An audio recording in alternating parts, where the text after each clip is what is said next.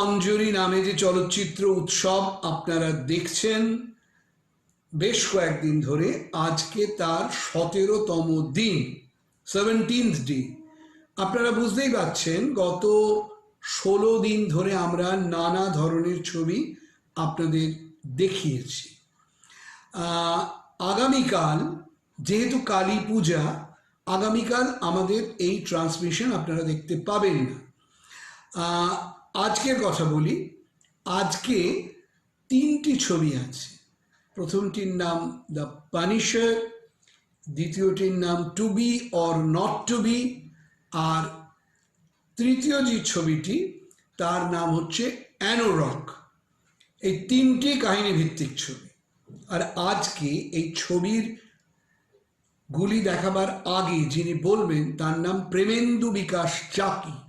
তিনি একজন বিখ্যাত সিনেম্যাটোগ্রাফার, মানে ছবি তোলেন। তিনি কি করেন? তিনি ছবি তোলার আগে লাইটিং করেন। লাইটিংয়ের কি মাহাত্ম্য তোমরা জানো, ছাত্রছাত্রীরা যারা কাজকর্ম করেছো। ধরো এই যে আমি তোমাদের সঙ্গে কথা বলছি, আমার সামনের এই আলোটা যদি নিভিয়ে দেওয়া হয়, দিদি একটু আলোটা নিভিয়ে দাও তো। কিরম হয়ে গেল ছবিটা? একটু অন্য রকম হয়ে গেল, তাই তো? আবার দিদি আলোটা জ্বালিয়ে দাও, তাহলে বুঝতে পারছো। তুমি যেতে পারো দিদি। আমি একটু কথা বলে ফেললাম এর মধ্যে। আমার এক দিদি আমায় সাহায্য করলেন। আলোর ওপর নির্ভর করে ছবি কেমন আসছে। আমি যদি ইচ্ছে করে অন্ধকার করতে চাই তাহলেও সেটা নিয়ন্ত্রণ করা যায়। দিনের বেলা অনেক সময় রাতের যে এফেক্ট সেটা আনা যায়। আবার অনেক সময় রাত্রিবেলাও একেবারে দিনের আলো হয়তো ফোটানো যায় না, কিন্তু তাও যে যায় না তাও বলতে পারবো না। এখন টেকনোলজি এত উন্নত যে সেটাও করা যায়। খুব লং শটে হয়তো হবে না, কিন্তু ক্লোজ শটে সেটা হতেই পারে। এইগুলি যারা নিয়ন্ত্রণ করেন তারা হচ্ছেন ক্যামেরাম্যান। সেই ক্যামেরাম্যান যারা ছবি তোলেন, যারা ছবিকে সুন্দর করে তোলেন, সিনেম্যাটোগ্রাফার কেন বলছি, এটা তো মোশন পিকচার, ছবি চলে, শুধুমাত্র স্টিল ফটোগ্রাফি নয়। তোমরা যখন আরও পড়াশুনো করবে ছাত্রছাত্রীরা, স্টিভ নিকভিস্টের নাম শুনবে, যিনি বার্গম্যানের ক্যামেরাম্যান। গ্রেগ ডোনাল্ডের নাম শুনবে, যিনি সিটিজেন কেনের মতো বিখ্যাত ছবির ক্যামেরাম্যান ছিলেন। কি অসাধারণ লাইট করেছেন। একটা দৃশ্য ছিল যে একটি ঘরের ওপরের দিকে একটি ফুটো আছে, ক্যামেরা সেই বাইরে থেকে একেবারে ভেতরে চলে এলো ওই ওপর দিয়ে। তখন তো এত স্পেশাল এফেক্টের যুগ ছিল না। 1941 সালে ছবি মুক্তি পেয়েছিল, অরসন ওয়েলসের বিখ্যাত ছবি করেছিলেন। হ্যাঁ, সেই কাজ গ্রেগ ডোনাল্ড করতে পেরেছিলেন। আমাদের দেশে এরকম বিখ্যাত বিখ্যাত সব ক্যামেরাম্যান ছিলেন এক সময়। জাল মিস্ত্রি, ফলি মিস্ত্রি, রাধু কর্মকার, যারা রিমার্কেবল ছবি করেছেন। হ্যাঁ, তাদের সেই ছবি যে কি অসাধারণ। দ্বারকাজি বেচা, যিনি শোলের ক্যামেরাম্যান ছিলেন। আমাদের যদি পশ্চিমবঙ্গে চলে আসো তাহলে সুব্রত মিত্র, আমাদের প্রণম্য শিক্ষক তুল্য যিনি ক্যামেরাম্যান, সত্যজিৎ রায়ের ক্যামেরাম্যান ছিলেন, যিনি আগে শুধুমাত্র স্টিল ফটোতে ছবি তুলতেন। সত্যজিৎ রায় তাকে প্রথম সুযোগ দিয়েছিলেন মোশন পিকচারে ছবি তোলার, এবং সেটাতে যে সাফল্য কোন পর্যায়ে গিয়েছিল সেটা তোমরা ছবি দেখলেই বুঝতে পারবে। তারপরে অনেক ছবি তিনি করেন। তিনি ক্যামেরাম্যান, শুধুমাত্র সত্যজিৎ রায়ের ছবি নয়, এছাড়াও তিসরি কসম বলে একটি ছবি আছে, যেটি রাজ কাপুর এবং ওয়াহিদা রহমানের অভিনীত ছবি। বাসু ভট্টাচার্য তার ডিরেক্টর ছিলেন, তার ক্যামেরাম্যান ছিলেন সুব্রত মিত্র। আমাদের এখানে সৌমেন্দু রায়, আমাদের এখানে রামানন্দ সেন, আমাদের এখানে এরকম অনেক ক্যামেরাম্যান আছেন যারা অসাধারণ কাজ করেছেন এবং আজও করে চলছেন, বা সেইটাই তাদের কৃতিত্ব। ক্যামেরার মধ্যে দিয়ে অনেক কিছু বোঝানো যায়, অনেক কিছু করা যায়। আমার মনে হয় যে তোমরা একটু প্রেমেন্দুর কাছ থেকে শোনো। প্রেমেন্দু আমাদের বন্ধু মানুষ। প্রেমেন্দু এখন দৌড়চ্ছেন এমন একজন ক্যামেরাম্যান, মানে যিনি কাজ করছেন, আমরা বলি রানিং, সেই রানিং ক্যামেরাম্যান, তার মুখ থেকে শোনো এবং শেখো।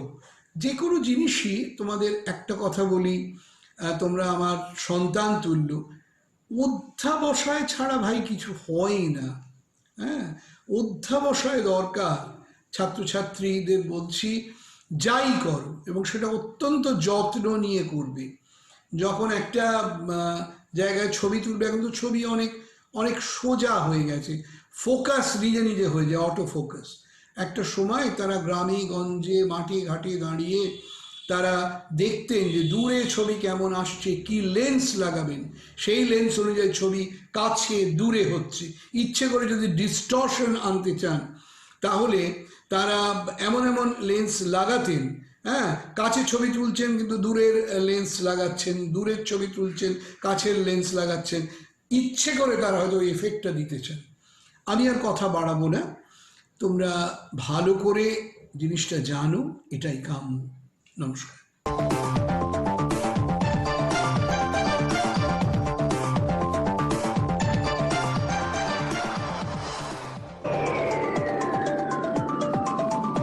নমস্কার, আমি প্রেমেন্দ্র বিকাশ চাকি।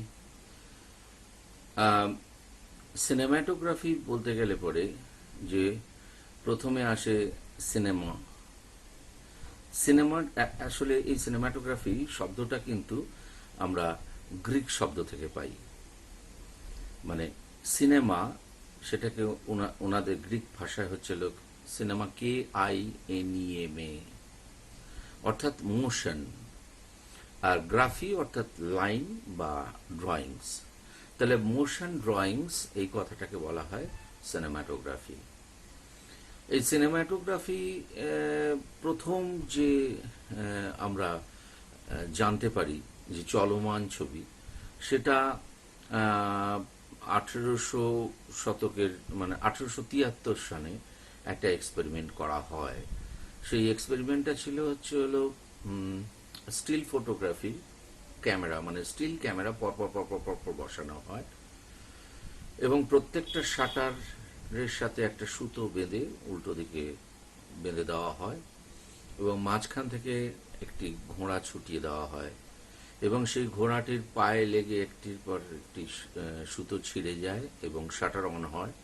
পরবর্তীকালে সেই ছবিগুলোকে পরপর পরপর যখন রাখা হয় তখন দেখা যায় যে ঘোড়াটা যে চলছে তার একটা মোশন পাওয়া গেছে। এটা হচ্ছে সিনেমাটোগ্রাফির একদম আদি কথা বা আদি ছবি এবং এটাকেই আমরা পাই এই হর্স রাইডিং এর মধ্যে দিয়ে। পরবর্তীকালে আমরা প্রথম যে ছবিটা দেখতে পাই লুমিয়ার ব্রাদার্সের 1895 সালে, যে লুমিয়ার ব্রাদার্সের একটা ট্রেন স্টেশনের মধ্যে আসছে এবং সেটাই হলো পৃথিবীতে প্রথম চলচ্চিত্র, মানে চলমান ছবি। তারপর থেকে তো চলছি এবং সিনেমাটোগ্রাফি এমন একটা জিনিস, এমন একটা বিষয়, এটা একটা ডাইনামিক সায়েন্স। প্রতিনিয়ত প্রতিদিন তার একটা পরিবর্তন চলছে। যখন সিনেমা বা এই ফিল্ম জিনিসটা ছিল আগে, সেই সময় যখন ক্যামেরা ব্যবহার হতো, সেই ক্যামেরাগুলো ভীষণ ওজন ছিল এবং ওজন মানে ভারী, এবং সেই ভারী ক্যামেরা নিয়ে সিনেমা শুটিং হতো, যার ফলে একটা বিরাট পরিমাণে লোক থাকতো যারা ক্যামেরাকে ক্যারি করতো এবং তাদের রীতিমতো স্বাস্থ্যবান হতে হতো, শক্তিমান হতে হতো, মানে ক্যামেরা ক্যারি করবার জন্য। কিন্তু দ্বিতীয় বিশ্বযুদ্ধের সময় যখন এই যুদ্ধের ফুটেজগুলো যখন প্রয়োজন হয়ে পড়ল, তখন থেকে কিন্তু ক্যামেরার একটা বিবর্তন আসা শুরু করলো, ক্যামেরা অন্যভাবে ভাঙতে শুরু করলো। মানে ফিল্ম আমরা যেটা জানি যে একটা নর্মাল ছিল 120 ফরম্যাট, 120 ফিল্ম বাই 4x4 একটা ফিল্ম ফরম্যাট সাইজ ছিল, সেটা ক্রমশ ভাঙতে থাকে মানে সেটা ভেঙে প্রথমে আসে একটা 35 mm ফিল্ম হয়, তারপরে আসে 16 mm, এবং তারপরে আসে 8 mm, মানে আরও ছোট হয়ে যায় ফিল্ম, এবং যাতে যুদ্ধক্ষেত্রে বিভিন্ন জায়গাতে সেটাকে নিয়ে শ্যুট করা যায়। এবং এই ফিল্মে কাজ করতে করতেই তার ভেতর থেকেই একটা এক্সপেরিমেন্ট শুরু হয়ে যায়, সেটা 1980-র দশক থেকে। এবং সেখানে একটা এক্সপেরিমেন্ট হয় যে ডিজিটাল ফিল্মকে কিভাবে মানে ফিল্ম ডিজিটাল মিডিয়াতে কিভাবে সিনেমা হয়। আহ, আমরা 80-র দশকের শেষের দিকে ভেনিস চলচ্চিত্র উৎসবে একটি ছবি পেয়েছিলাম, জুলিয়া ভার্সেস জুলিয়া, এবং এটাই হলো প্রথম ডিজিটাল মুভি। মানে ফিল্ম চলে গেল এবং ডিজিটাল এলো, এবং এই ডিজিটাল মুভি যেটা ছিল সেই ডিজিটাল ফরম্যাটটাকে জাস্ট তখন একটা এক্সপেরিমেন্টাল জায়গায় ছিল। যদিও আমি বলবো যে এখনো ডিজিটাল মিডিয়া কিন্তু এক্সপেরিমেন্টাল জায়গাতেই বেশিরভাগ সময় রয়েছে। আমার সৌভাগ্য যে কলকাতাতে প্রথম বাংলা চলচ্চিত্রে ডিএসএলআর যে ছবিটি করা হয়েছিল, এবং ভারতবর্ষে প্রথম ডিএসএলআর মুভিটি, সেটা আমি করেছিলাম ডিএসএলআর ক্যামেরা দিয়ে। ছবিটির নাম কয়েকটি মেয়ের গল্প। বম্বেতে লাঞ্চ বক্স বলে একটি ছবি হয়, যেটা ডিএসএলআর শ্যুট করা হয়। এবং বাংলা চলচ্চিত্র জগতের প্রথম ডিজিটালি ফুল ফ্লেজেড ছবি হয়, কমার্শিয়াল ছবি, সেটিও আমি করেছিলাম, বাই বাই ব্যাংকক, 2010 সালে। তখন কলকাতাতে ডিজিটাল ছবির তখনও প্রচলন শুরু হয়নি। এখন এই যে ডিজিটাল মিডিয়াটা, আমরা আমরা যখন কাজ শুরু করেছি, আমরা যখন এই সিনেমা জগতে এসেছি, তখন কিন্তু আমরা ডিজিটাল মিডিয়ার কিছু জানতাম না। মানে ডিজিটাল জিনিসটা কি হতে পারে না হতে পারে। পরবর্তীকালে টেলিভিশনের কাজ করতে গিয়ে আমরা আস্তে আস্তে আস্তে আস্তে সেটাতে অভ্যস্ত হয়েছিলাম, কারণ টেলিভিশনটা অনেক আগে থেকেই মানে ফিল্ম মিডিয়ার থেকে সরে এসছে। যদিও টেলিভিশন মিডিয়ার শুরুতে ফিল্মে ছিল, বেশ কিছুটা অংশই ফিল্মে ছিল, পরবর্তীকালে ফিল্ম থেকে সেটা ডিজিটাল মিডিয়াতে চলে আসে। তা আমাদের ওই ডিজিটাল মিডিয়ার মধ্যে দিয়ে কাজ করতে করতে করতে আজকে যেমন হয়েছে যে টোটাল জিনিসটা একটা চিপের মধ্যে চলে আসছে। এখন যেটা সব থেকে সুবিধা হলো যে আমরা যদি ইচ্ছে না হয়, বা যদি মনে হয় যে ভালো লাগছে না, দেন অ্যান্ড দেয়ার আমরা এটাকে ইরেজ করে দিতে পারি বা কিছু করতে পারি সমস্তটা। এবং সেটা একটা বিরাট বড় অ্যাডভান্টেজ আজকের সময়ে কাজ করা। এবং আজকে আরও একটা বড় অ্যাডভান্টেজ হলো যে অ্যাকচুয়াল থেকে আমরা ভার্চুয়ালের সাপোর্টটা অনেক বেশি পাই। যখন ফিল্ম মিডিয়ায় কাজ করা হতো, তখন এই আমাদের অপটিক্যাল বলে একটা সেকশন ছিল, সেখান থেকে আমাদের হেল্প নিতে হতো গ্রাফিক্সের। কিন্তু ডিজিটাল হওয়াতে যেটা সব থেকে বড় সুবিধা হয়েছে, যে অ্যাকচুয়াল থেকে আমরা ভার্চুয়াল অবধি যে কোনো সময় আমরা মুভ করতে পারি। একটা সেটা একটা বিরাট বড় অ্যাডভান্টেজ ডিজিটাল মিডিয়াতে। কিন্তু আমি বিগিনার হিসেবে যারা রয়েছেন, তাদেরকে আমার কাছে অনুরোধ থাকবে যে ফিল্ম ল্যাঙ্গুয়েজ আছে, একটা সিনেমার একটা নিজস্ব ভাষা আছে। ফিল্ম ল্যাঙ্গুয়েজটা যদি আপনাদের আয়ত্তে থাকে, তাহলে কিন্তু কোনো মিডিয়াতেই আপনাদের খুব একটা অসুবিধা হওয়ার কথা নয়। এখন যেটা অনেক সময় হয় যে আমরা টেকনোলজিটাকে আগে নেই, পরে গল্পটাকে নেই। আমাদের মনে হয় সেটা না করাই ভালো, কারণ একটা গল্প কিভাবে হবে, কোন টেকনিকে শুট হবে, বা কি কোন টেকনোলজিতে এটাকে নিয়ে যাওয়া যাবে, সেটা ডিপেন্ড করে গল্পটার বলার ধরনে। এবার বলার ধরনটা সম্পূর্ণটাই নির্ভর করে যে আপনি ফিল্ম ল্যাঙ্গুয়েজ সম্পর্কে কতটা ওয়াকিবহল। ফিল্ম ল্যাঙ্গুয়েজটা যদি আপনার জানা থাকে, অর্থাৎ একটা চরিত্র যখন কথা বলছে, যে গল্পটা বলতে চাইছে বা যে সংলাপটা দিয়ে আপনি কমিউনিকেট করতে চাইছেন, সেই সংলাপটা ক্যামেরার কোন লেন্সে কোন অ্যাঙ্গেল থেকে কিভাবে ধরা হবে, সেটা কিন্তু একটা সিনেমার পরিভাষা। এবং সেটা কিন্তু একটু সময় লাগে, একটু দীর্ঘ সময় লাগে এটাকে আয়ত্ত করতে। আমার মনে হয় যে আপনারা আগামী দিনে নিশ্চয়ই ডিজিটাল মিডিয়া নিয়ে অনেক অনেক ভালো কাজ করবেন। আপনারা শুরুতেই যেহেতু এই মিডিয়াটাকে পাচ্ছেন, সুতরাং আপনাদের হাতেই তার ভবিষ্যৎ নির্ভর করছে। কিন্তু তার সাথে সাথে খেয়াল রাখবেন যে ফিল্ম ল্যাঙ্গুয়েজটাকে টপকে গিয়ে সিনেমা করাটা কিন্তু খুব একটা বুদ্ধিমানের কাজ হবে না। সুতরাং সিনেমা শিখুন, সিনেমা করুন, সিনেমার ভাষাটা শিখুন, সেই ভাষায় সিনেমার সাথে কথা বলুন, তাহলে দর্শকের সাথে আপনার সম্পর্কটা খুব তাড়াতাড়ি তৈরি হয়ে যাবে। ধন্যবাদ।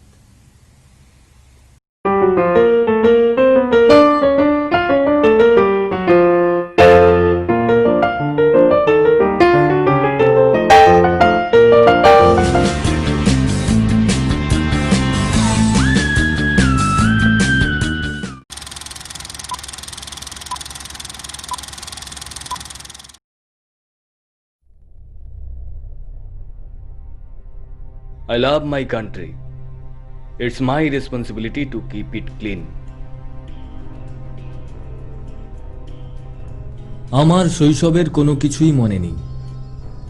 ইনফ্যাক্ট আমার কাছে সব কিছুই যেন একটা ব্ল্যাক হোল। আমি কিছুই জানি না, আমি শুধু জিততে জানি। Please, don't kill me. I have a family. মাঝে মাঝে আমি অবাক হয়ে যাই, এটা কি এমন জিনিস যা কাছে থাকলে মানুষ এত ভয় পায়? এটা ছোট কিন্তু মৃত্যুর দূত। এটা ভারী, যখন কেউ এটা তোলে তখন সে জানে সে পুরো মানব জাতিকে ধ্বংস করে দিতে পারে। Please. Am I a bad guy here? No. Never. You are a bad guy. ওরও একটা ফ্যামিলি ছিল। দেখুন, এটা একটা অ্যাক্সিডেন্ট ছিল, একটা ভুল, আর হবে না। I am sorry. সরি, আর কোনো রাস্তা নেই। ওকে ওকে, আমি স্বীকার করছি, আমি খুন করেছি। তখন আমার মাথা ঠিক ছিল না, রাগের মাথায় খুন করে দিয়েছি। আমাকে পুলিশে দাও, আমাকে অ্যারেস্ট করো। Please don't kill me, please. আমি জানি কি হবে। আমি তোমাকে পুলিশে দেব, পুলিশ তোমাকে অ্যারেস্ট করবে, তারপর বড় লয়ার হায়ার করে ছাড়া পেয়ে যাবে, তারপর আবার ক্রাইম করবে। না, আমি এটা হতে দেব না। Sorry, but there is a problem. Ethically, I am committing a murder.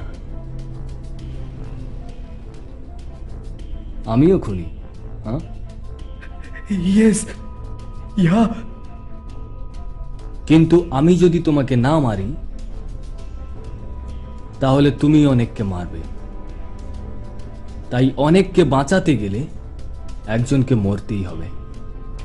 কিন্তু এটাও একটা খুন। ঠিক, বাট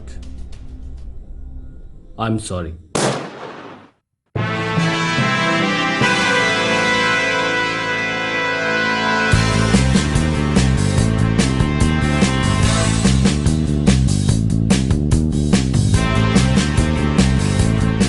আমি বুঝতে পারি না আমি ঠিক না ভুল।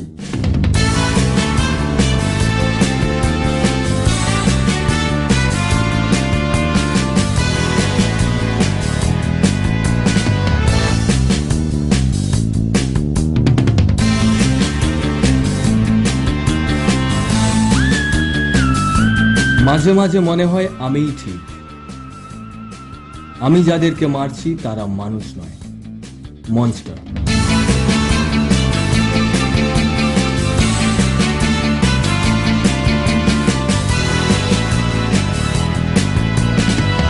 আমার মনে হয় না তাদের বেঁচে থাকার কোনো অধিকার আছে।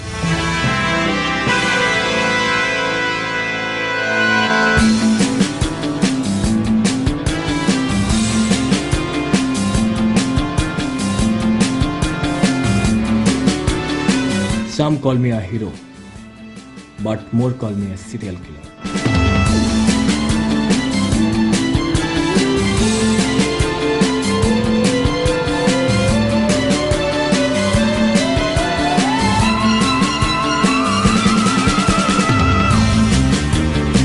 সবাই পরিবর্তন চায়,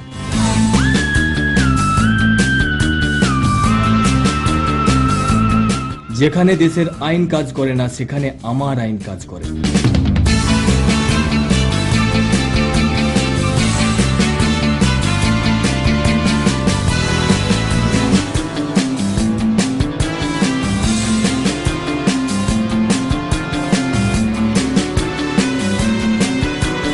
এখন দেশে আমার মতোই কয়েকজনকে দরকার।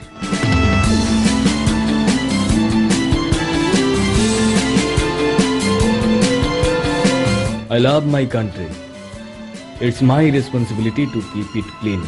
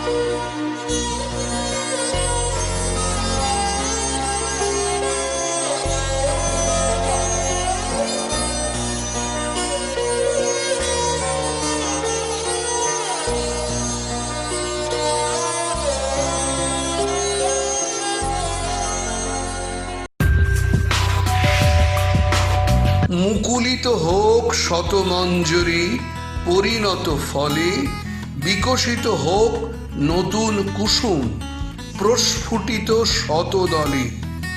এই স্বপ্ন বুকে নিয়ে শক্ত করো মনটা, দেখো চিত্র মঞ্জরির সমাপ্তি 18 তারিখ ঠিক 8টা।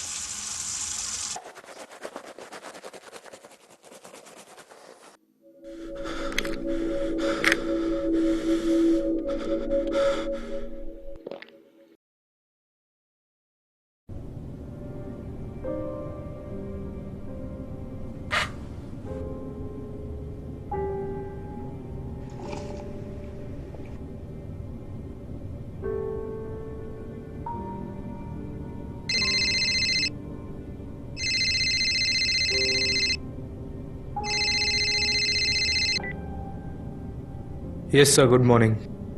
Rishabh, what is up with you? You haven't delivered the presentation that was due yesterday. Sir, What, sir? You haven't delivered anything in the past 2 weeks. If you're going to work like this, I'm sorry, we can't keep retaining people. There's a pandemic going on outside. We're losing money fast. If you want to work, work, or else just get lost. sir, let me. No, there is no let me, you're fired. Sir, I need to talk to you. Sir, sir.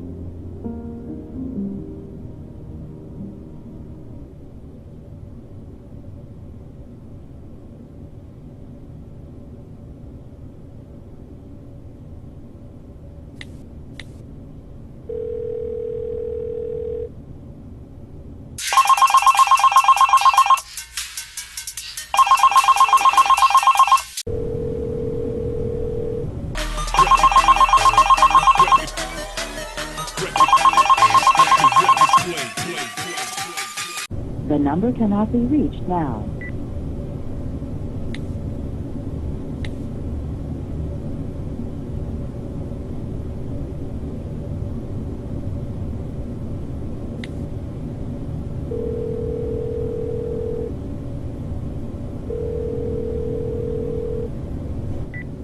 Hello বাবা।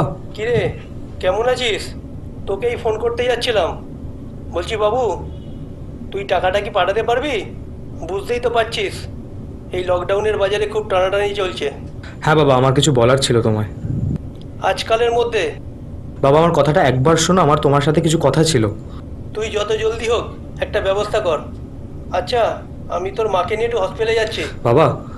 পরে কথা বলবো। বাবা।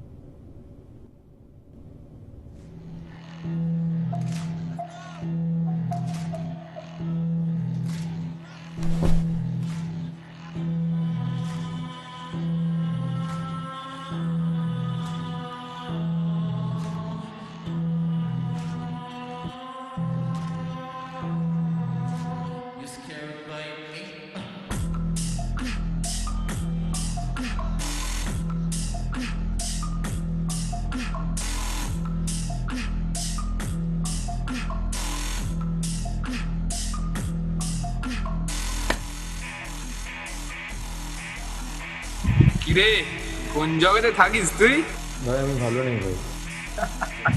কি বলিস না ভাই, তোর ভাই তোর কাছে আছে, কি চাই বল, দিল সে বল। ভাই যখন আমার মনে করিস তাহলে আমার একটু সাহায্য কর না ভাই।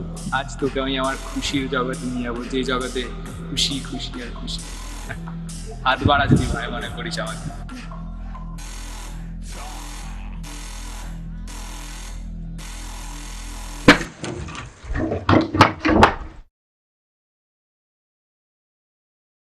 আয় বাবু, বাড়ি আয়। কিছু খেয়েছিস? কতদিন তোকে দেখিনি।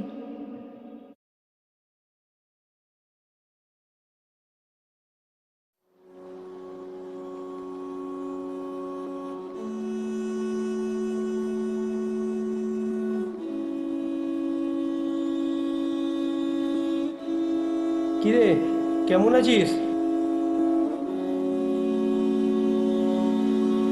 জানিস, তোর মতো আমায় কেউ বোঝে না। কোনোদিনও ছেড়ে যাবি না তো আমায়? কতদিন তোকে দেখি না, খাওয়া দাওয়া করছিস তো?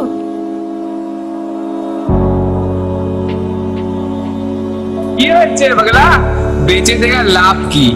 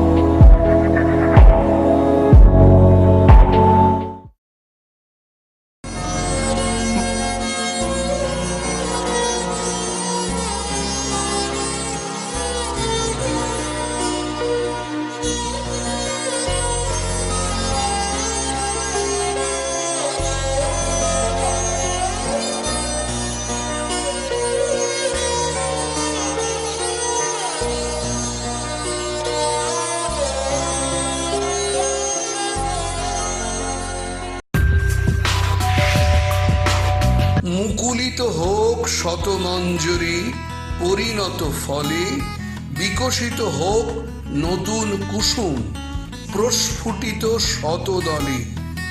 এই স্বপ্ন বুকে নিয়ে শক্ত করো মনটা, দেখো চিত্র মঞ্জুরির সমাপ্তি 18 তারিখ ঠিক 8টা।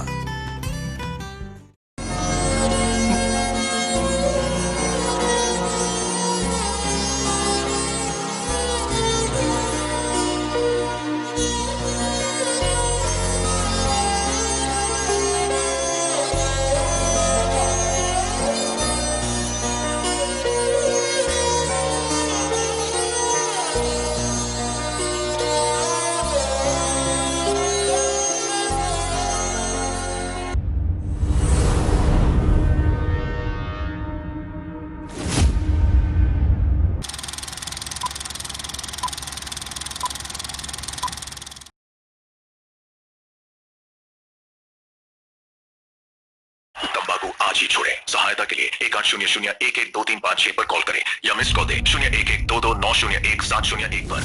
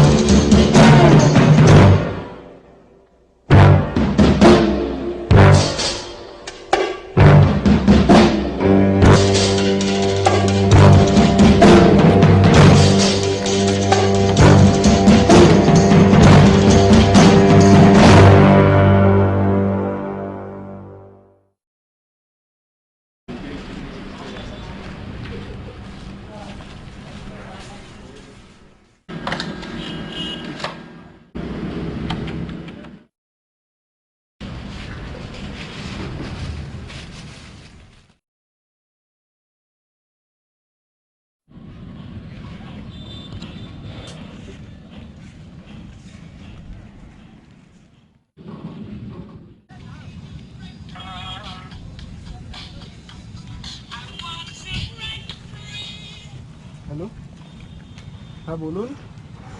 হ্যালো ভাই, জ্বালিয়ে দিল। কি ইঞ্জিনিয়ার হলি ভাই? ইঞ্জিনিয়ার, করোনার লকডাউনে সব তো শেষই করে দেয়। তুই বিড়িটা জ্বালা মাথা।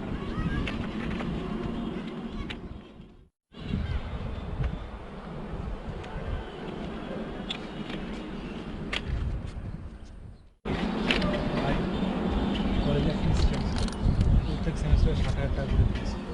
করোনা লকডাউন, বাবা চাকরি চলে গেছে। কি বলবো তোকে, ধান ক্ষেত সব নষ্ট হয়ে গেছে।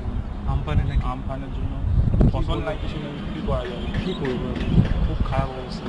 বাবার তোর তো বাবার ধান ক্ষেত, ব্যবসা বন্ধ। আমাদের আর সব চাকরি ফলগুলো চলে গেছে। করছে মস্ত, কি করবো? কিচ্ছু করার নাই রে, মনে হচ্ছে না খেতে হবে, মরতে হবে।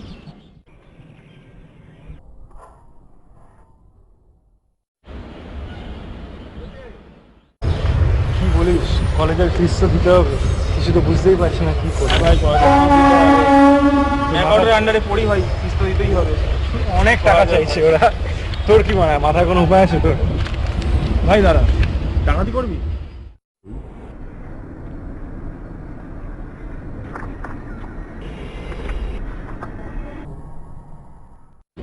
চ চ চ।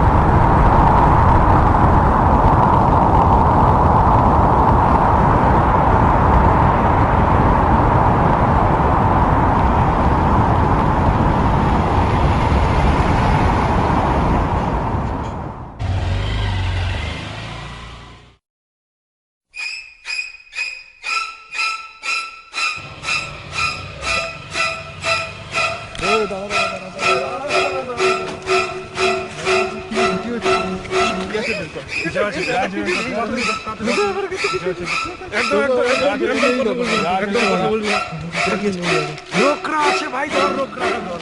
চাবিটা তো, চাবিটা তো।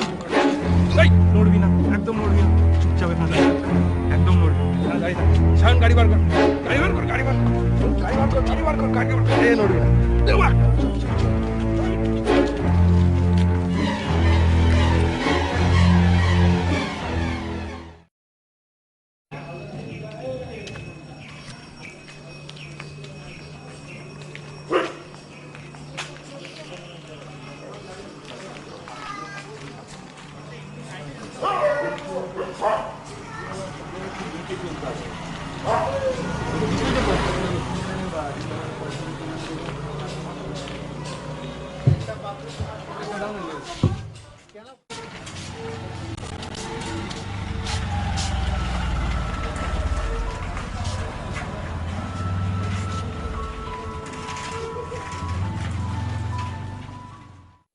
নিয়ত করে কালকে শুনলে সৌরভকে চাকু মেরে টাকা নিয়ে চলে গেছে সৌরভের।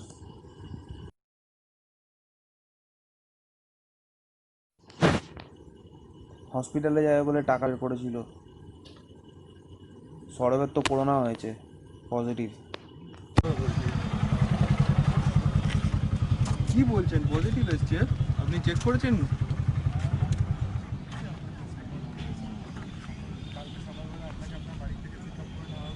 হ্যাঁ, 2.5 লাখ টাকা লাগবে।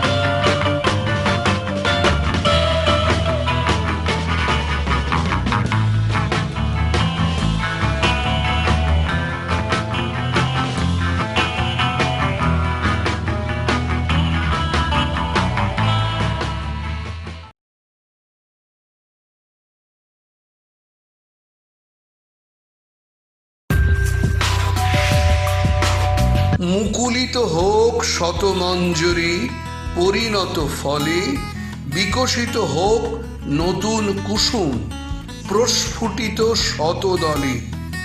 এই স্বপ্ন বুকে নিয়ে শক্ত করো মনটা, দেখো চিত্র মঞ্জরির সমাপ্তি 18 তারিখ ঠিক 8টা।